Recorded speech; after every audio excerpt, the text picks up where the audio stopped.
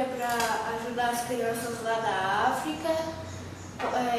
Cada criança que participa da infância e as que não participam, ajudar com uma moeda no pocinho que a igreja ajuda a fazer. E em Guiné-Bissau, a nossa paróquia irá construir uma vila e a nossa igreja irá ficar com a parte de um poço artesiano, porque em Guiné-Bissau não tem água.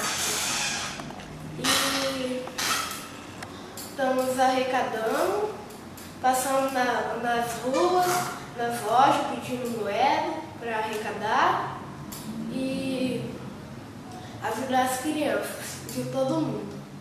E cada comerciante que a gente foi nas lojas, lixar um pouquinho, falar para as pessoas que entrarem na loja ajudarem com uma moeda.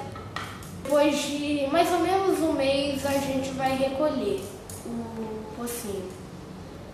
No ano passado, a Silvia falou que podia vir aqui na igreja para deixar dinheiro ali na secretaria para ajudar também.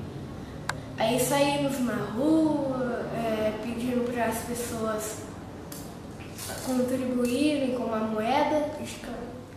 Fomos em várias casas.